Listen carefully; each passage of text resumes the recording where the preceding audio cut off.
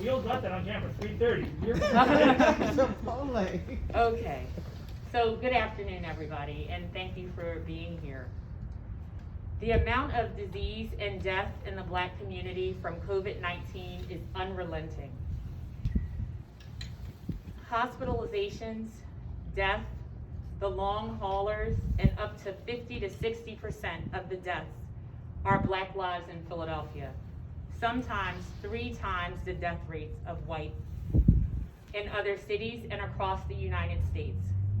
Because of inequity, I started an organization to help those without access who needed education, advocacy, and barrier-free, no-cost testing and now COVID vaccine. The number of individuals with no health conditions who have never set foot in Black neighborhoods in the past month has been unconscionable. Every once in a while, perhaps, but now I must speak to the lack of ethics and honestly, the moral compass that does not exist. The fact that Penn made a decision to give vaccine to all of its non-medical employees until it was halted by a news reporter, and that PHMC has started to give 3,000 doses to its non-medical employees, and they were able to just apologize. That I receive a request every week for a donation in exchange for doses, and that people want to volunteer with us only so they can get vaccinated. I'm over it. So since people are having a tough time finding their moral compass, we're gonna help you find it. If you come to our vaccination site, you must live in Philadelphia. Your ID, your utility bill must match your address and your name. Until the rules change, and if they change, it does not matter that you live in Philadelphia and work in Montgomery County or Bucks County or vice versa. If you're not 75 and over, we're gonna require you to bring a medicine bottle with your name on it, confirming that you meet criteria. Additionally, we will also ask for you to confirm the identification that you live in a certain zip code. And these zip codes are gonna be communities where the positivity rate, the hospitalizations, and the deaths have been highest from coronavirus. We will post this list on our website today. Regarding professions, the teachers will now be vaccinated by the Children's Hospital of Philadelphia. Please utilize that resources that they are providing to you. If you have a pharmacy in your neighborhood offering vaccines, please use them. If you know that you are not truly exposed and you can work from home, and you have been working home to date, please stop coming to these poor neighborhoods. There is not enough vaccine in this country. There's not enough vaccine in the city. We have been working hard for nearly a year to reduce disease and death and lessen this widened gap of health disparities and strive towards equity. I will not be a part of any action that goes backwards on everything that we have built. That's my comment and statement, and I can take any questions you might have. Dr. Stanford, how bad did it get to where you felt the need to come out and make this type of a statement? Well, when we first started vaccinating, and I'll back up, we put our portal out January 11th, and to date, 46,000 people have registered with us. When we began, it was 96% Black, and now the number of people registered is 50%. When we first started vaccinating, it was 89.2% Black, and now 50% Black. And the highest of white has been 67% in North Philadelphia. And so when I read in the New York Times and Washington Post and MSNBC that this isn't unique to Philadelphia. This is happening everywhere. And it's also happening in our institutions of higher learning. You just heard PHMC yesterday, it was reported, and everyone's talking about it, but no one's doing anything to say, stop, you know? And on the Vaccine Advisory Committee, we talked about, do people need to bring their medicine list? Do they need to show their zip code? And we thought that that was too much policing, and so we didn't do it. But now I feel like I have to protect the communities that we started this to serve. You know, no one was worried about or concerned about what was happening in Black communities. There was no testing there, so we collectively went to the communities where there was no testing, and we provided it with no cost in the community. And the city said, thank you, you're providing a service, we'll support you in doing that. No one was thinking about us going into some of these tough neighborhoods. Now we have the vaccine and everyone is coming. Everyone is showing up. But for 10 months, no one was at 5th and Hunting Park when we were at Esperanza testing the Latinx community. No one could have cared less about what we were doing. But now they're all showing up to take something that we worked really hard to try to level a playing field that wasn't leveled. And I can't do it.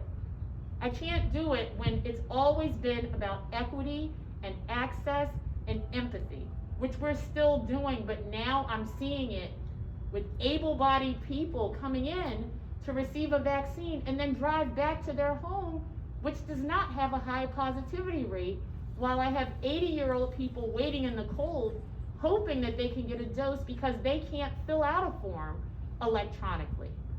So that's why we needed to do something to change that. How many doses a week are you getting now? So we have 2,500 doses per week, and that is separate from the 1,000 doses we get for the second dose for the people we've already vaccinated. So total it would be 3,500 per week, but 2,500 first-time doses, which allows us to do 500 vaccines per day, in addition to the days that we have the second-time doses. And I should mention, if you got our first dose from us, if you got your first dose from us, we will give you your second dose. We're not saying that at all. But this is also a good time to mention, we're shutting down our portal because there's 46,000 people on it. We're only getting 2,500 doses per week, as I mentioned, new first time. That would take us through June to get through all those people. And I keep getting emails, I registered in January, I registered in February, when is it going to be my time? Well, quite honestly, it's gonna take almost half a year for us to get to you from January. And so we're going to stop and service the people we already have in the queue. And then once we're done with those, we're gonna do it first come, first serve, and we're gonna register people on site as they arrive, capping it at 500 vaccines per day until the city gives us more, and then we can do more. But I think that's the only fair way to do it, because there are so many people that don't have access to a computer or a phone that allows them to do this application online. And again, folks are showing up, even though we don't publicize our sites, they've been showing up 3 hours ahead of time with a paper form, hoping they can get a shot. And it's mainly the elderly that are doing that. And so we just had to come up with a way that was more equitable. So if you take away all the digital everything, and it's just first come, first serve, we register you on site, you live in Philly, it's a hot zip code, you're 1B or you're 75 and over, we got you. And that will be after you're done with this? That'll be after we're done with the 46, which I am hoping is probably the first week of March, if not the last week of February. Are the 46, are they prioritized in any kind of way? Are you going 75 and over first, people with conditions, or are you just going down the list? So we did do 75 and over first, then 65 to 74. We're also looking at those hot zip codes primarily. I mean, I'm just being honest. Because, and it's not just my opinion, But from an epidemiologic standpoint, if you vaccinate people in an area where the disease is more transmissible, okay, and they're vaccinated, you're getting closer to herd immunity. If you're vaccinating people in affluent areas where the positivity rate is already low, that doesn't help anyone. So the people in the areas where the positivity rate is greatest are going to continue to spread it because not enough of them are getting vaccinated, right? And so that's also the thinking behind. It's just the wrong thing to do to come to communities and take it away from folks where 1 in 2 people have known someone with severe disease or died from COVID, or they're still living the life of a long hauler, right? And they can't go back to work, and they don't have a choice to stay at home and shelter in place. So please stop doing it, please. And if you can't stop, we are going to help you because we're going to be much more stringent on who comes in the door. Doctor, can you help me understand a little bit what you think is happening? Do you think people are intentionally misrepresenting where they're from, or do you think people are just saying, hey, you're the only game in town, we're gonna, give it our shot? It's a little of both. It's a little of both, quite honestly. It's a little of both. But after doing this now for almost a month and seeing so many people come out, walkers, oxygen, wheelchairs, trying to just hoping to get a vaccine, and then the same breath seeing other people pretty much sprinting up because I made an announcement on social media that said, if you can get down here by 4, we'll vaccinate you if you meet criteria. I, in essence, widened the health disparity in those moments because the people who were on social media or had access were able to get down. The people who needed a ride from their loved one or needed to carpool or had to take 2 buses, there was no time for them, right? And I just want to try to level the playing field as much as possible, and this is the best way to do that. So then, with this 46,000 that you're looking at now, and then just check, you're right, the registration's closed, is the idea then, if they come to you and your clinic, and they don't have the right ID, they don't actually live there, are you prepared to turn them away? Absolutely, absolutely. Yes, I will. Yes, because no one else is doing that in the city. I shouldn't say no one else. Some people haven't started yet.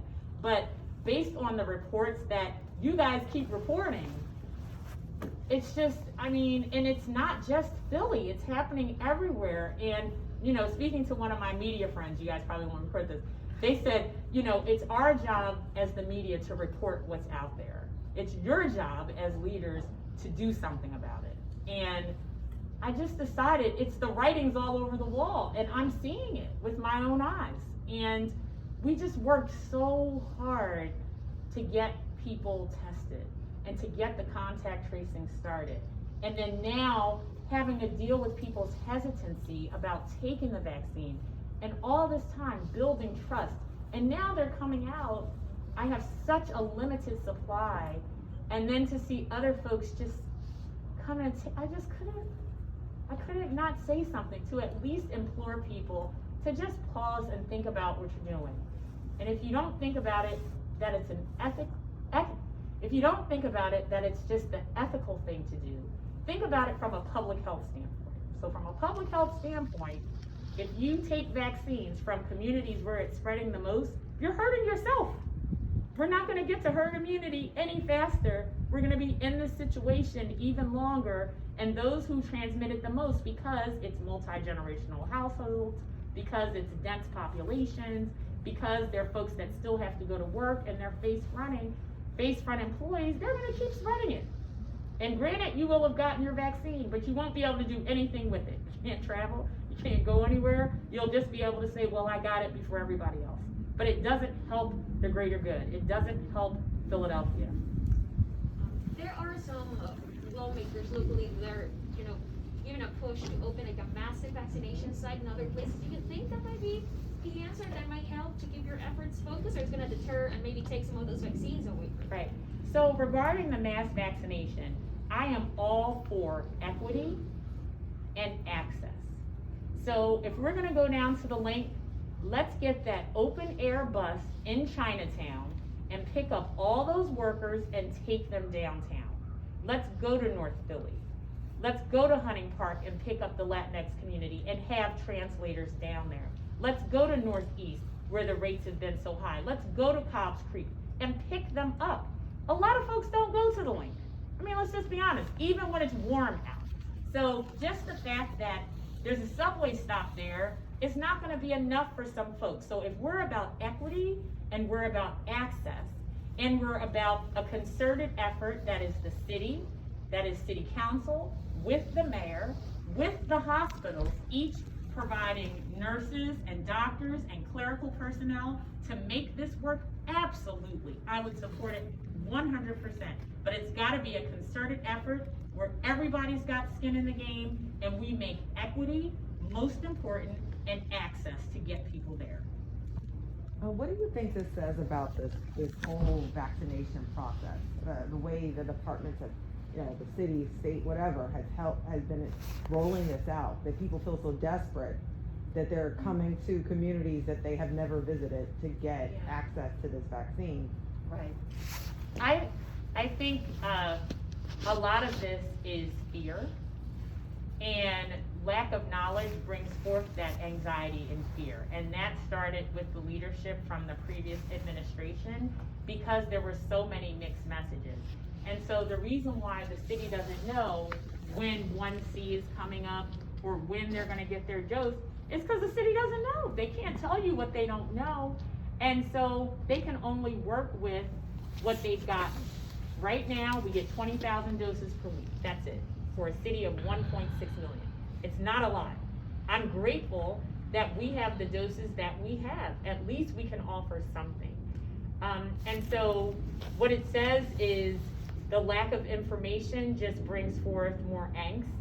And with us, we're fairly transparent and letting you know what we've got, where we're gonna be, how many doses we have. And that is appealing to folks that have been lacking information for so long. So that's why. And, as a clinician, I never want to turn anyone away. I mean, God, all of us standing here need to get the vaccine. No one's questioning that. It's more that if you have a group that's been overrepresented with the disease and the death and the spread and the transmissibility, then that's who needs to be vaccinated, right? And then, I want to take care of everybody, but we don't have enough. There's not enough. So this is the most, I believe, equitable and responsible way to do it. Just quickly, has this, the challenge of vaccinating folks in Black and brown communities is hard enough to convince folks to come out. Can you just speak on that and how this is perhaps compounding that issue?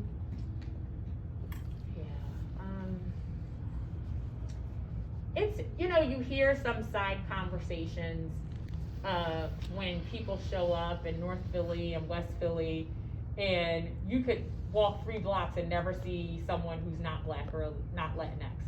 And now you show up here and you see folks, and when they come up to get their vaccine, they say, I'm surprised, I've never seen, this many folks around.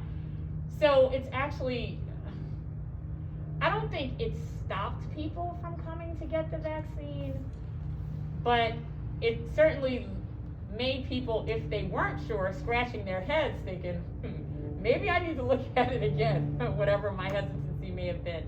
But it's just having me spend more time talking about things like this instead of just focusing on getting more vaccine, getting more personnel to get it out, instead of having to do this. But I just, it just kept happening that maybe someone will say when your employer offers it to you, should we be getting this next?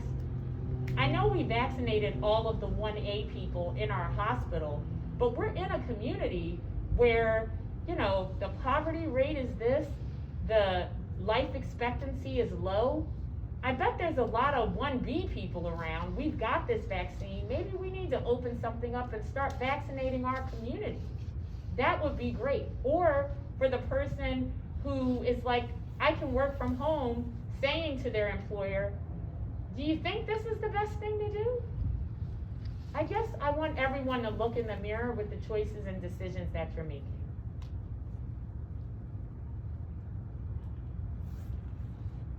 Thank you. All right, let me just double check